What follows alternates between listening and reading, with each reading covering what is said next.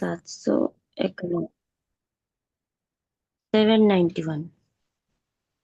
देखो मनुष्य के बीच में परमेश्वर यहोवा निवास कर रहा है। देखो मनुष्य के बीच में परमेश्वर यहोवा निवास कर रहा है। देखो परमेश्वर का निवास उसके लोगों के मध्य में है। देखो परमेश्वर का निवास उसके लोगों के मध्य में है। यहोवा ही उनका प्रभु है, उनके आंसुओं को पोंछ रहा है। यहोवा ही उनका प्रभु है, उनके आंसुओं को पोंछ रहा है।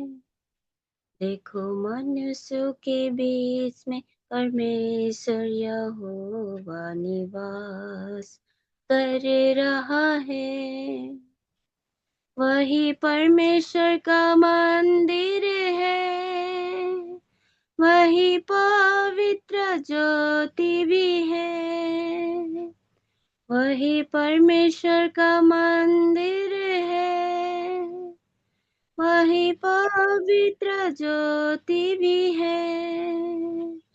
अपनी प्रजा के प्यास को बुझाएगा वो, वही जीवन की नदी है।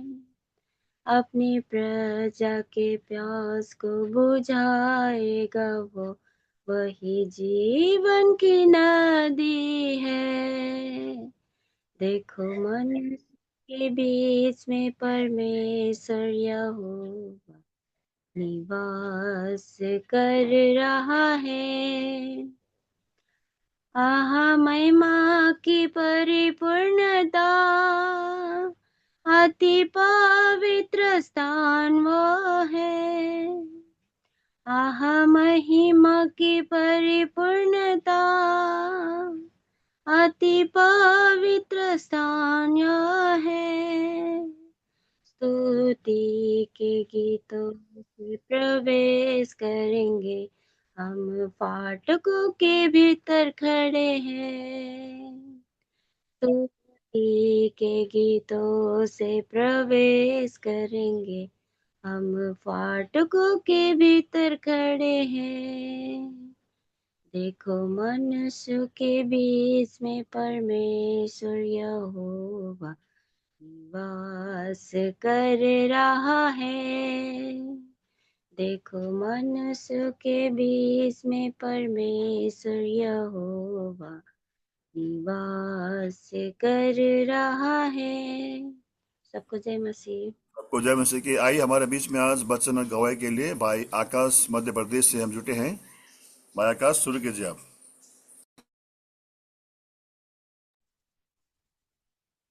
ओके, आप सबको मेरा जय मसीह की। जय मसीह। प्रभु को बहुत धन्यवाद। प्रभु ने आप लोगों के बीच में आ छोटा गवाही देने के लिए और प्रभु का वचन को बांटने के लिए, और हम सब मिलकर प्रभु को आराधना या प्रभु के करीब रह सके, इसलिए प्रभु ने हमको इकट्ठा करता है। प्रभु को महिमा हो और हम एक दूसरों के लिए प्रार्थना करें, ये दो ही हमारे जिंदगी का उद्देश्य है। तो प्रभु को धन्यवाद, एक सुंदर समय हमको दिया है। तो कुछ लोग मेरा नाम तो जानते हैं, कुछ लोग नहीं जानते होंगे बम्बई में। इस बीच में भाई तो मेरा नाम जानते हैं।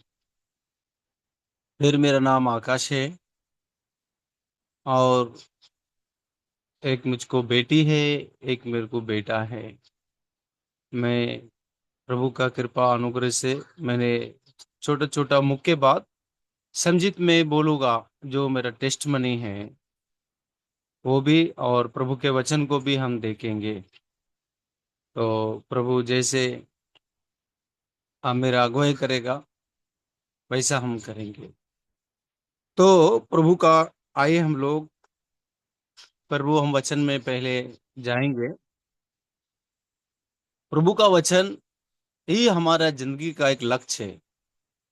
पूरा बाइबल में हम देखेंगे तो परमेश्वर तो शब्द है और परमेश्वर का वचन के बिना कुछ भी नहीं है। तो आइए हम प्रभु के वचन को देखेंगे। आज के समय में इफिसी की पुस्तक से 6 अध्याय।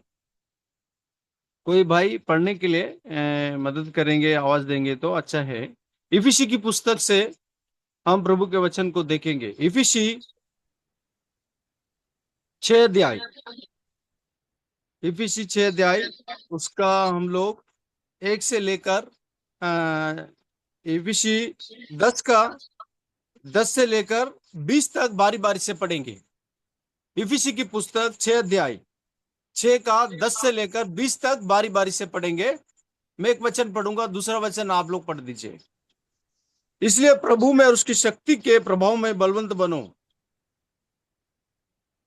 कोई भाई उधर से परमेश्वर पढ़ने। परमेश्वर के सारे हथियार बांध लो कि तुम शैतान की युक्तियों के सामने खड़े रह सको। क्योंकि हमारा ये मलयुद्ध लहू और मांस से नहीं, परंतु प्रधानों से और अधिकारियों से, इस संसार के अंधकार के हाकिमों से और उस दुष्टता की आत्मिक सेनाओं से जो आकाश में हैं।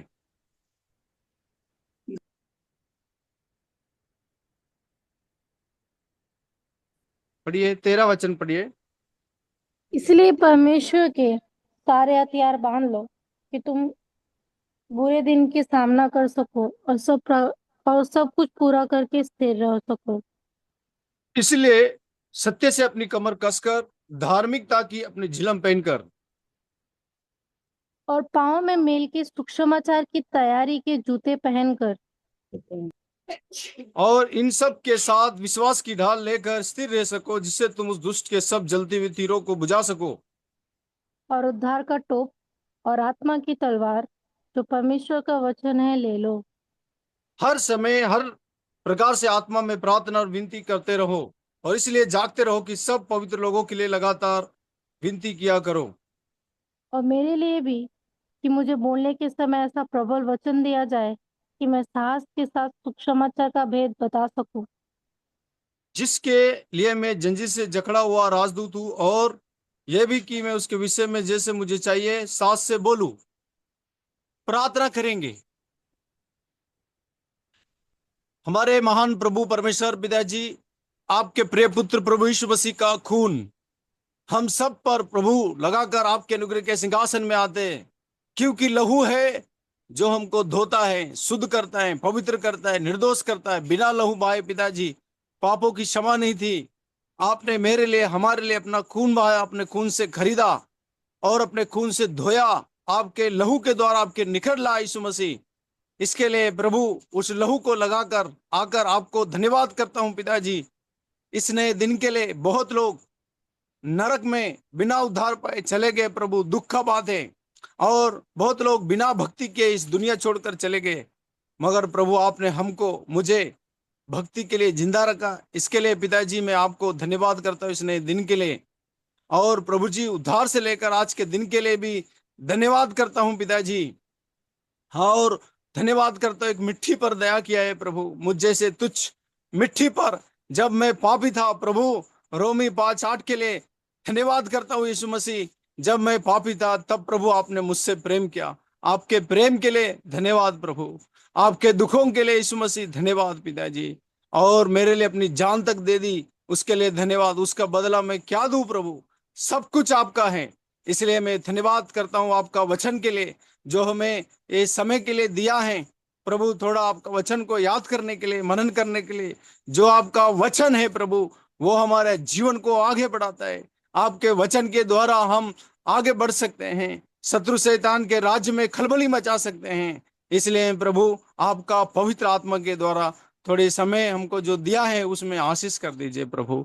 आपका पवित्र आत्मा सबको कंट्रोल करे, अंधकार की सारी शक्ति बांधते हुए इस प्रार्थना को यीशु मसीह के नाम से, इस प्रार्थना को मांगता हूं पिता, सुन दया से कबूल कर। आमीन। आमीन। कैमरा ऑन कीजिए भाई, कैमरा। Okay okay.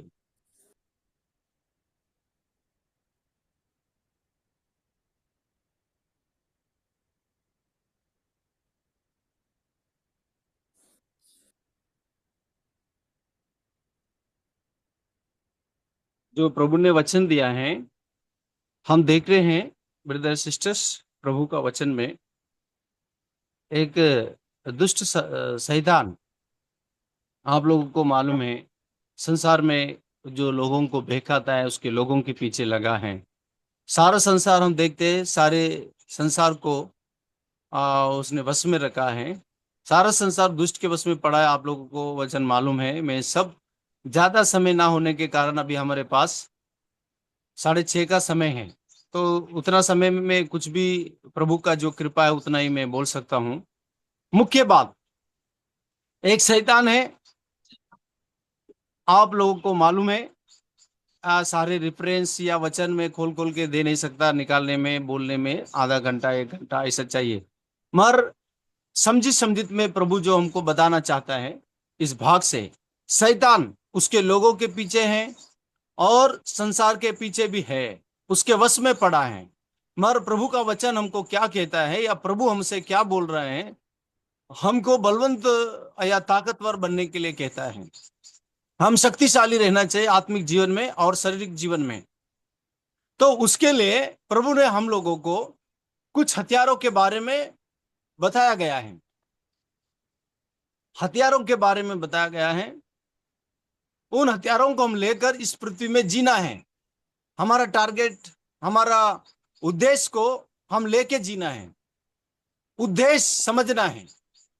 क्या उद्देश्य? शत्रु शैतान के राज्य में या दुष्टों के राज्य में जो शैतान काम करता है उसके बीच में हम लोगों को कैसे रहना, हमारा उद्देश्य में रहना। दूसरा, हथियारों को लेके जीना है। उन हथियारों के बारे में प्रभु का वचन हमको बताता है। उन हथियारों को आपके पास, मेरे पास हमेशा रखना है। उन हथियारों को 2-3 बातों को बोल के मैं खत्म करूंगा। मेरे साथ इन हथियारों के बारे में प्रभु का वचन में लिखा है। देखिए, उसका 13 वचन पढ़ दीजिए। उधर से पढ़ने के लिए मेरी मदद करिए, एक भाई या बहन कोई भी तैयार रहिए। 13 वचन पढ़िए। इसलिए परमेश्वर के हथियार बांध लो कि तुम बुरे दिन के सामना कर सको और सब कुछ पूरा करके स्थिर रह सको। देखिए, अंदर से और बाहर से उस अंधकार की शक्ति जो है या दुष्ट या शैतान है, उसके लोग और संसार के पीछे लगा है। तो प्रिय भाई बहन लोग, हमको उन हथियारों के बारे में प्रभु का वचन क्या कहता है कि हमारे पास वो हथियार रहना, और हमको हथियार चाहिए। बिना हथियार से हम लोग इस दुनिया में अपने उद्देश्य को हम पूरा नहीं कर सकते। हमारा लक्ष्य जो है, हमारा उद्देश्य जो है, प्रभु के साथ जड़ना, आत्मिक जीवन बोलो या शारीरिक जीवन, या शत्रु शैतान के बीच में हम रहते हैं। चारों तरफ अंधकार की शक्तियां हैं। इसलिए इन हथियारों को प्रभु हमें देता है। इन हथियारों के बारे में बोल रहे हैं। तो उन हथियारों को हम लोग रखना चाहिए और उसको लेकर शैतान का सामना करना है। चाहे वो आत्मिक युद्ध हो या शारीरिक बातों में वो सामना करता है। शैतान तो चारों तरफ से काम करता है, मगर हमारे पास इन हथियारों को लेकर हमको जीना है, हमारे घर में, बाहर या जहां जहां हम रहते हैं।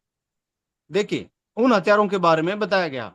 तो उनमें से मैं 3 हथियार या 2 हथियार को बोल के खत्म करूंगा बहुत ही जल्दी। हो सके तो 5-10 मिनट में खत्म करूंगा। उसके बाद 5 मिनट मेरा टेस्ट मनी बोल के खत्म करूंगा, समय ना होने के कारण। ठीक है, मुख्य मुख्य बात बोलूंगा क्योंकि समय बचना चाहिए और जो समय मिला उसको प्रभु को महिमा मिलना है। तो उनमें से एक 15 वचन पढ़ दीजिए। एक हथियार के बारे में हम देखेंगे। हाँ, 15 वचन। और पाँव में मेल के सुसमाचार की तैयारी के जूते पहन कर। ये हथियार है। ये हथियार है शैतान को जलाने के लिए या शैतान को चिड़चिड़ाने के लिए या उसको कायल करने के लिए हम सुसमाचार की तैयारी करना चाहिए। पाव में बताया गया, क्या ही पाव व सुहाने हम सुसमाचार करना चाहिए। शैतान नहीं चाहता है कि हम सुसमाचार करें आपका भाई या बहन या परिवार या रिश्तेदारों को या हमारे दोस्त मित्रों को। जहां भी प्रभु आपको मौका देता है, चाहे दुकान में या अस्पताल में या कोई रास्ते में मिलता है या आपके बाइक में या कार में आप जाता है, उसको हेल्प करके उनको सुसमाचार का कार्य को जारी रखिए, ताकि एक आत्मा को हम सुसमाचार के द्वारा, प्रभु का वचन के द्वारा उसको उस अनंत काल के दंड से बचा सके। ये हमारा उद्देश्य होना चाहिए। इस सुसमाचार के हथियार को हम 24 घंटे लेके चलना है। ये एक बात मुख्य मुख्य में बोल के एक हथियार को धारण कीजिए, क्योंकि ये सुसमाचार है, अगम धन है, बहुत सारा इसमें भेद छुपा में वो सब लेने के लिए या बताने के लिए समय नहीं है। प्रिय भाई बहन लोग, सुसमाचार को आपके जीवन में रखते रहना, 24 घंटा इस सुसमाचार की तैयारी में रहना, हम प्रभु के वचन को बोते रहना, जहां भी अवसर मिले, गाड़ी में, मोटर में, सब्जी में, ठेला, या हम लोग जहां भी आपके ऑफिस में आप दोस्त या मित्र बनाइए, या जब गाड़ी में या सफर में कहीं पर ठेला या दुकान में जाते, उस जगह में आपका टेक्स्ट, पाप का बोझ या कोई भी टेक्स्ट, एक अच्छा संदेश को टाइपिंग कीजिए या आप रखिए या मंगवाइए। तो हम लोग इस हथियार को इस्तेमाल करते रहना है, चलाते रहना है, समय समय के अनुसार चलाते रहना, परिस्थितियों को देखते हुए किसको कैसे सुसमाचार देना है, इसको आप इस हथियार को धारण कीजिए। एक एक हथियार के बारे में संक्षिप्त में ही मैं बोल रहा हूं, एक हथियार। हम आगे और देखेंगे दूसरा हथियार। मेरे साथ 18 वचन पढ़ दीजिए।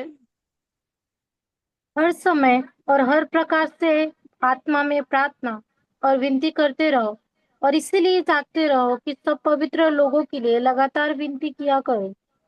हमारे जिंदगी में इस प्रार्थना का जीवन में हम रहना चाहिए।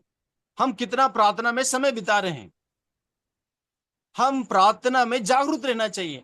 बहुत बार प्रभु ने बोला जागते रहो, प्रार्थना करते रहो। प्रेरित पौल बोलता हर समय हम लोग प्रार्थना में रहना है। प्रार्थना में मतलब आत्मिक जीवन में, शारीरिक जीवन में ये एक हथियार है कि जैसा इस्तेमाल करना है। कई कई लोग प्रार्थना करते रहते, एक दिन करते, दूसरा दिन नहीं करते, तीसरा दिन करते, एक साल करते, 2 महीना करते, बंद कर देते। ये प्रार्थना कभी बंद नहीं होना चाहिए हमारा आत्मिक जीवन में, आत्मा में, शरीर में। इस प्रार्थना का रूटीन में हम चलते रहना है, एक दूसरे को चलते रहना है, एक दूसरे के साथ प्रार्थना करते ही रहना है। इस हथियार को हम चलाते रहना है। देखो आपके घर में कुछ औजार रहते हैं, मेरे घर में औजार रहते हैं, चक्कू या और काटने की सब्जी वगैरह, वो चलते रहता है। कभी बैंगन काटेगा या कभी कुछ काटेगा, कभी काटेगा। तो इस औजार के बिना घर नहीं चलता है। इसी तरह हमारे घर में ये हथियार को आप चलाते रहना, जितना हो सके हम प्रार्थना में रहना, जहां तक हो सके प्रार्थना के जीवन में जुड़ना। कि मैं सोचता हूं, मैं जानता हूं बहुत लोग, मैं देखता हूं शादी ब्याह में और बर्थडे पार्टी में बहुत लोग आते हैं, बहुत लोग आते हैं, मगर जब हम प्रार्थना के लिए बुलाते हैं या प्रार्थना करने के लिए बोलते हैं तो बहुत लोग कम प्रार्थना करते हैं। प्रिय भाई बहन लोग, ये हम प्रभु का वचन देखते हैं, एक हथियार है ये।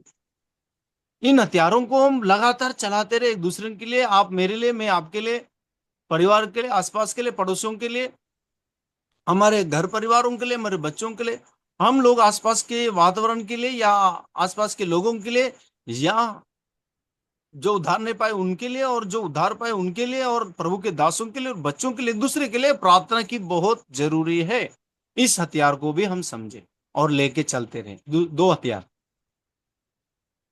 इन दो हथियारों को हम चलाते रहना। अभी हथियारों के बारे में प्रभु ने बोला परमेश्वर के सारे हथियार बांध लो। एक हथियार हमने देखा सुसमाचार, दूसरा देखा अभी प्रार्थना। ये प्रार्थना में बाइबल क्या बोलती है, वेदी पर आग लगातार जलती रहे। जब मूसा प्रार्थना करता था लोग जे पाते थे। प्रार्थना में बहुत कुछ है, बताने के लिए समय नहीं है, मुख्य मुख्य बात और मेन मेन बात। दूसरा हथियार अभी हमने देखा प्रार्थना, पहला हमने देखा सुसमाचार, दूसरा प्रार्थना। इस प्रार्थना के बिना आपका जीवन, मेरा जिंदगी आगे बढ़ नहीं सकता। प्रार्थना ही है जो सब कुछ, ये हथियार की तरह हमारे जीवन में चलाना है। हथियार है, ये हथियार है, हम चलाना है। दो हथियार, एक हथियार बोल के खत्म करेंगे।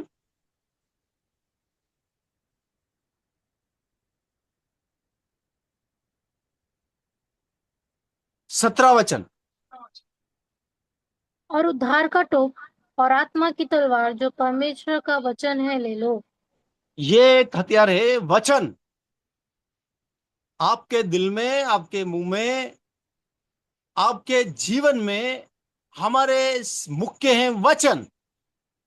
इन वचनों को हम लोग मनन करते ही रहना है, मनन करते ही रहना है, वचन पढ़ते ही रहना है, वचन बोलते ही रहना है।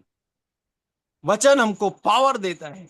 जैसे गाड़ी को, आपके पास कार या बाइक होगा, सर्विसिंग करते हैं हम लोग, सर्विसिंग, थोड़े लोगों को मेरा हिंदी समझ में आता है, आपको मालूम नहीं। सर्विसिंग हम गाड़ी को करते हैं, इसी तरह प्रभु का वचन है जो हमको तैयार करता है। वचन को पढ़ते रहना, जितना हम पढ़ेंगे, जितना हम बोलेंगे, उतना पावर हमको मिलेगा, क्योंकि वचन परमेश्वर है।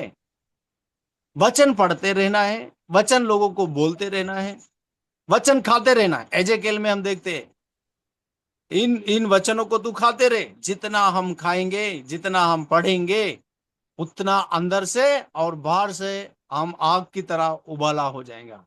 कल मैं पढ़ रहा था मेरे मेडिटेशन में, जो डेली पोर्शन में हम देखते ना, उस समय ये यिर्मयाह के बारे में मैं देखा कि जो वचन था उसके हड्डियों में या उसके मन में आग के समान काम करता था।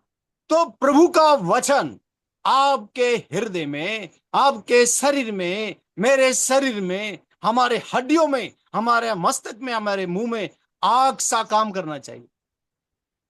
वचन हम खाते रहना, वचन बोलते रहना, वचन को लेके चलते रहना, वचनों को पालन करते रहना, वचन में आगे बढ़ना। लोग आराधना करते रहते हैं, बाइबल पढ़ते ही रहते हैं, मगर वचन पालन नहीं करते हैं। वचन के अनुसार जीना, वचन एक तलवार की जैसा है, ये हथियार। प्रभु ये बातों को याद रखिए, और मैं समझित में थोड़ा थोड़ा ही, ताकि हमारे बीच में जो प्रभु लाया, एक हथियार हमने देखा सुसमाचार, दूसरा हमने देखा प्रार्थना, तीसरा हम देखते हैं वचन। ये तीन चीज इस दुनिया में अभी, ये आज के उसमें कितने हथियार है, मैं वो सब लेने के लिए समय नहीं है, मगर ये तीन चीजों को अभी, इन हथियारों को चलाना सीखिए। प्रार्थना, सुसमाचार और प्रार्थना का जीवन। हो सके फास्टिंग वाला प्रार्थना, हो सके उपवास के साथ प्रार्थना करें, उस प्रार्थना को आगे बढ़ाइए। प्रार्थना सुवार्ता को हम कुछ परिस्थिति के अनुसार हमारा सुवार्ता विरोध के कारण चेंज कर करके हम सुवार्ता चालू रखना, ऐसा नहीं हम बैठना है। हाँ, ये सब देके मैं ज्यादा नहीं बोलूंगा, क्योंकि समय कम है, और ये एक तो ऑनलाइन है, और उसके लिए खुला वातावरण चाहिए प्रभु का वर्णन करने के लिए। प्रभु इस वचन को आशीष करे और हमको सबको आगे बढ़ाए। अभी थोड़ा देर 5 मिनट बचा है हमारे पास।